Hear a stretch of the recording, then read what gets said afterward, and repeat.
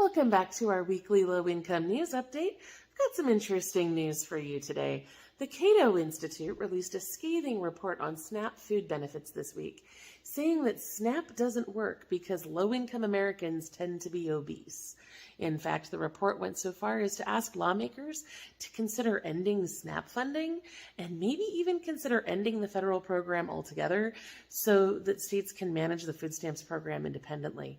In one line of the report, author Chris Edwards wrote, quote, "The main food-related health problem for low-income Americans today is obesity, not hunger," end quote. I just would like to remind the Cato Institute that correlation does not equal causation. After working in this space for 10 years now, I've learned that many low-income Americans who receive these food benefits are disabled or have chronic health problems, and they cannot maybe prepare fresh meals from scratch, or they have health issues that can trigger obesity. Furthermore, the answer, if you're really concerned about nutrition, is not to cut SNAP benefits, but to increase them. Although the Cato report specifically blamed junk food and sugary drinks for low-income obesity, I would challenge the authors of that study to try to live on a food stamps diet and see how many fresh fruits and vegetables and lean proteins they can actually afford on $23 a month. There are so many seniors and disabled people in our comment section who are eating one meal a day or less because they cannot afford food. So I don't believe for a moment that obesity is a bigger problem than hunger for low-income Americans. And before anybody jumps into the comments to point out that I am also obese, I'd like to remind you that I haven't received SNAP benefits in almost 15 years, so that's not really a relevant argument. All right, and all this comes as federal lawmakers are considering changes to the SNAP food stamps program as part of both the debt ceiling debate and the Farm Bill debate this year. The House of Representatives recently passed a bill that would expand work requirements for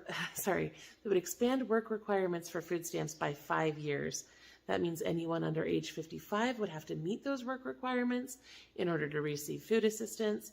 The current policy ends those work requirements at age 50. The bill also seeks to make Medicaid contingent on work requirements as well. Since it's not as likely to pass the Senate, I don't think we have to worry about that specific bill becoming law, but it does kind of highlight the issues we're facing as our deeply divided federal lawmakers continue to wrestle with these big topics like the debt ceiling and the Farm Bill. And in case you didn't know, the Farm Bill governs food benefits, the SNAP program, and other food programs. So it's really important. It's not just about farms. I mean, not that that wouldn't be important, but you know. In the meantime, this is why I've been so focused on helping you guys find ways to get food lately. A survey by No Kid Hungry showed that almost 75% of New Yorkers say that it's harder to buy groceries today than it was a year ago. 60% of respondents said that they were stressed, anxious, or depressed by the challenge of buying food. And I know that this isn't just an issue in New York. This is a problem everywhere. And that's why, in addition to our regular reporting here about food stamps, we've also been looking into other programs that may be able to help you get more food. Things like the Seniors Farmers Market Nutrition Program, the Farmers Market Nutrition Program for WIC, the Commodities Program, Double Up Food Bucks, and more. And I know I've talked to you guys a lot about Double Up lately, but just in case you've missed that, Double Up is a program that can double, or in some states even triple, the value of your food benefits so that you can afford to buy healthier food. We're working on finding every Double Up location in every state, and that's taking quite a bit of research, but we've currently updated our post, I believe, through every state alphabetically through Ohio now, and we'll be continuing that research until it is complete. That program is starting up right now in most states, and it's a great way to get more healthy food with your food benefits. Highly recommend checking that out. And as a sidebar, the authors of that Cato Institute report probably ought to look into the success of things like the Double Up America program and the other nutrition incentive programs that we found, because if Cato is really worried about nutrition and not just worried about balancing the budget on the backs of people who are already suffering, then there are a lot of great nutrition incentive programs that they really should be supporting. But in other news, sorry, you can tell I'm really bugged by this, right? In other news, if you've been tricked into paying for TurboTax, you may be eligible to receive $85 from a new multi-state settlement. Basically, TurboTax tricked people into paying when they were actually eligible to free file. So if you use TurboTax to prepare your 2016, 2017, or 2018 taxes, then you may be eligible for this settlement. The amount that you receive will depend on how many years you used that tool. You could receive up to $85 if you used it all 3 years, but most consumers are expected to receive about $30. Now, you do not need to file a claim for this. Checks will be mailed automatically this month. But that's kind of concerning because I know a lot of people have moved since 2016. I mean, I've moved 5 times since then myself. So I've reached out to the third-party administrator in charge of making those payments to figure out what you will need to do if your address or email address has changed since that time, and I will make sure to let you know what I hear about that. The federal government has also announced new funding for the Diaper Distribution Demonstration and Research Pilot. They have such fun names for these things, right? Anyway, this program provides free diapers through a network of diaper banks and local resources. The pilot program is currently operating in Alabama, California, Maryland, Massachusetts, Ohio, Utah, and the Sisseton-Wahpeton Oyate of the Lake Traverse Reservation. I'm sure I said that last bit wrong, so feel free to correct my pronunciation in the comments. I do try to pay attention when you guys help me out there. Anyway, those diapers will be made available through local community action agencies, social service agencies, and diaper banks. We have a list of diaper banks on our website for anyone who needs that assistance, and we'll put a link down below where you can find all this information we're talking about. Hey, buddy. And in the meantime, if you need help with hearing aids, please don't forget to call 888-258-5305 to reach our sponsor at Care Connect USA.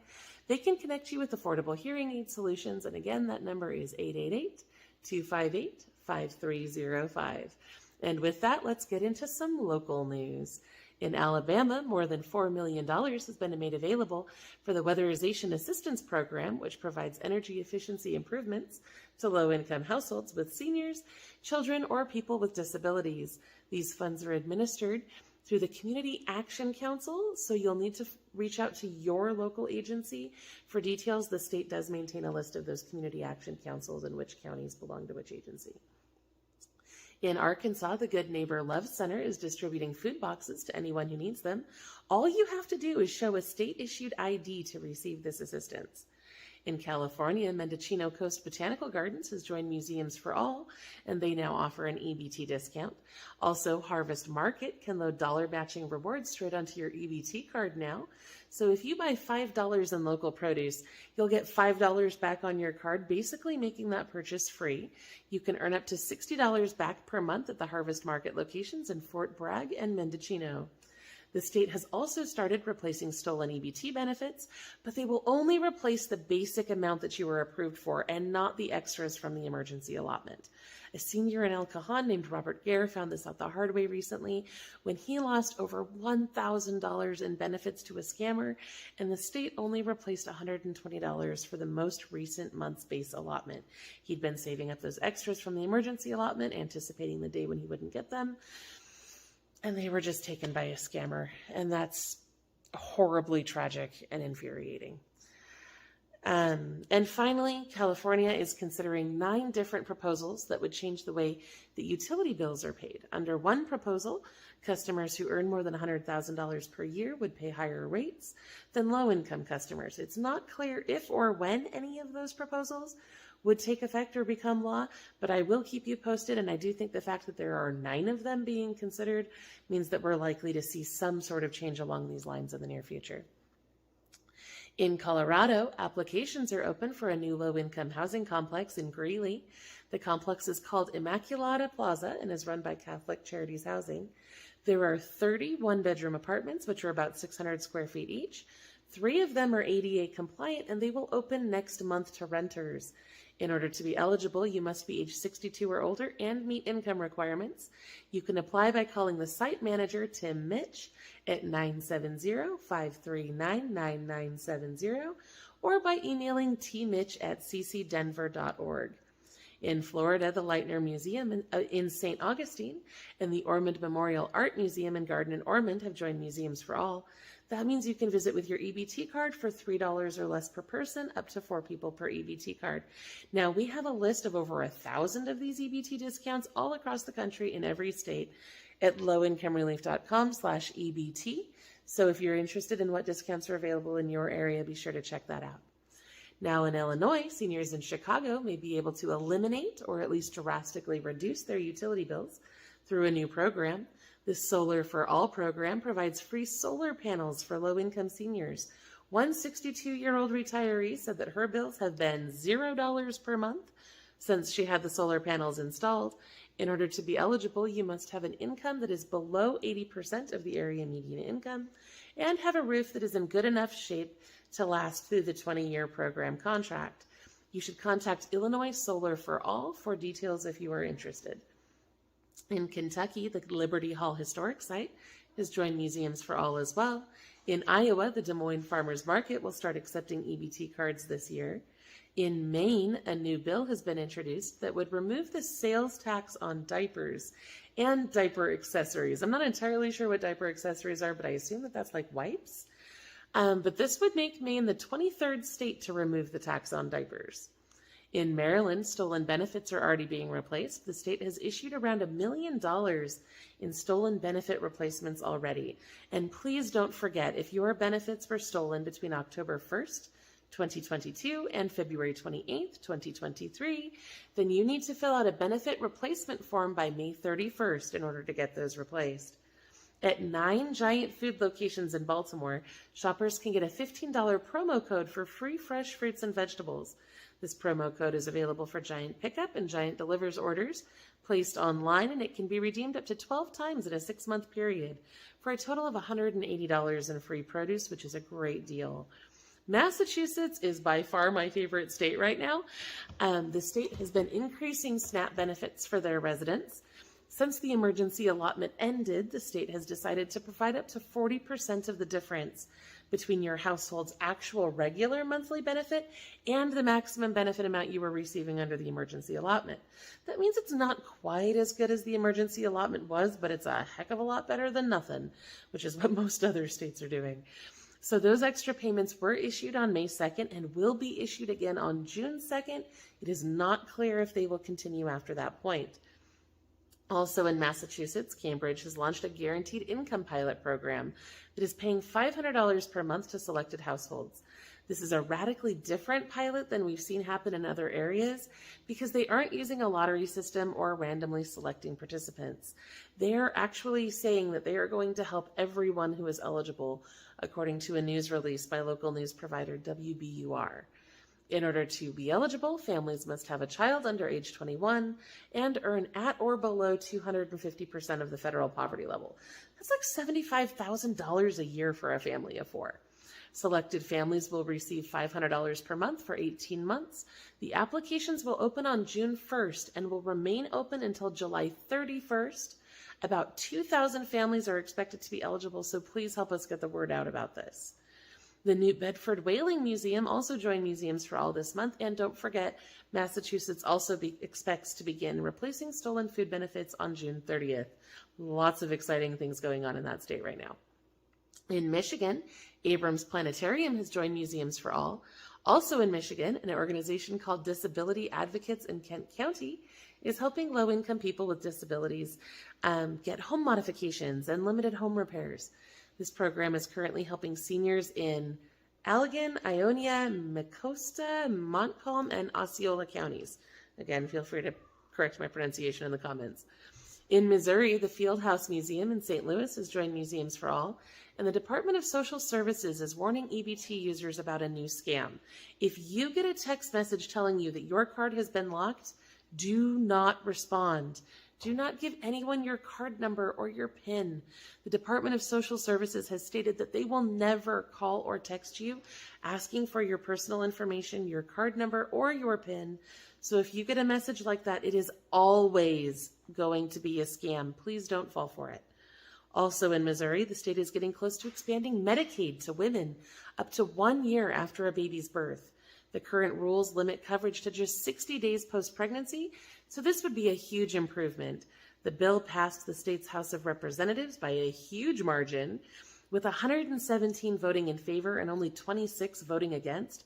So I think there's a really good chance that we're going to see this happen, and I'm very excited about it. In Nevada, a new low-income housing unit is being built in Reno. The complex has almost 200 units and will be dedicated to households that make 60% of the area median income or less. That's about $39,000 for a single person or $56,000 for a family of four, according to the news reports that I read. The building will be ready to rent in 2025, so it's still a ways off yet, but keep eyes on that so that you know when applications open if you're interested. In New Hampshire, the Petersboro Farmers Market is now accepting EBT benefits. This market also has a double up program through Granite State Market Match as well. And New Hampshire also has 3 new museums that are offering EBT discounts: the John Paul Jones Historic House Museum, the New Hampshire Telephone Museum, and the Portsmouth Historical Society. I have several updates for New York today. First, Albany's South End Grocery and Newburgh's Farmers Market can accept EBT benefits now. Second, the Herschel Carousel Factory Museum in North Tonawanda and the Museum of Modern Art in New York City have joined Museums for All. I get to say so many fun new words on here, I tell you. Third, the state has received approval to start replacing stolen food benefits, and that replacement program should launch on June 30th. But there's a major push by food advocates already to change the way that the state wants to do this. Advocates want the state to fully reimburse stolen benefits, including any benefits that were stolen since January 1st of 2022. They also want these replacement benefits to be issued within 10 days to make sure that people who are affected don't suffer. There's no word yet on if those specific things will be implemented or not, but I'm really excited to see that push. And if you live in New York, please reach out to your lawmakers to support that. And finally, New York State has been ordered to remove some of its most restrictive rules about Medicaid. Under the previous rules, the state would not pay for root canals or crowns if you had 8 matching back teeth, so 4 sets of matching teeth. The state had somehow decided that having 4 matching sets of teeth was, and I quote, adequate for functional purposes. Well, a new legal settlement has said that the state has to scrap that rule and several others that imposed unfair restrictions, and that those changes have to take effect within 90 days. So if you're in New York waiting for dental care, it's something you definitely need to know. Now in North Carolina, Cognition in Mocksville has joined Museums for All. The Yancey Humane Society shelter will also host a free vaccine clinic on June 3rd for low-income clients. You can also get free microchipping and one-time dewormer services at that event as well. Sorry, you can probably tell I'm not feeling so well right now. In Ohio, Orton Geological Museum in Columbus is now offering an EBT discount. In Oklahoma, many families that are not eligible for PEBT received those cards anyway. A statement issued by the Oklahoma State Department of Education's Child Nutrition Program said this: "We are aware that parents that did not qualify for PEBT may have received a card over the weekend. The majority of those cards have no funds loaded onto them. Some could have a small amount loaded onto them. When we discovered that this happened late Friday, we had DHS stop all payments.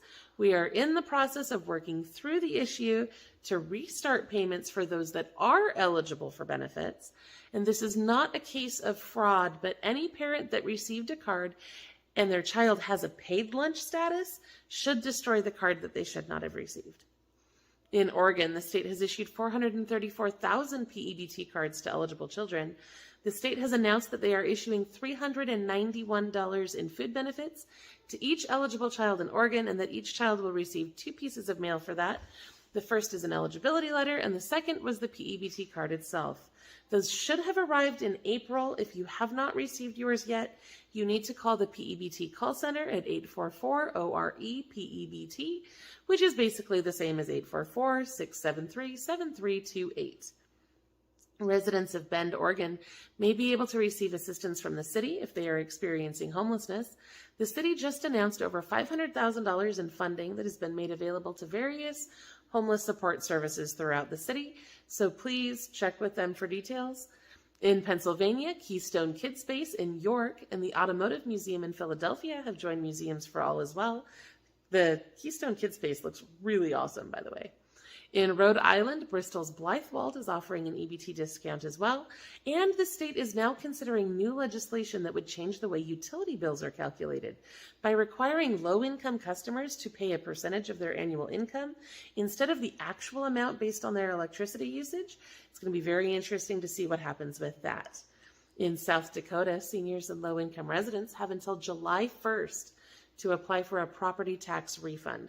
This program is available to anyone who has been a state resident since 2022 and has owned their own home for at least 3 years. According to local news provider KELO, you can apply online at dor.sd.gov.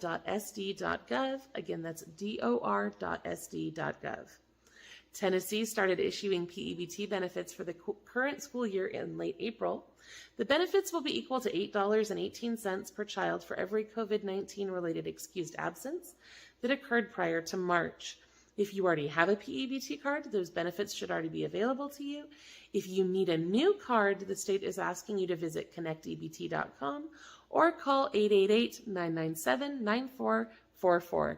Again, that number is 888-997-9444.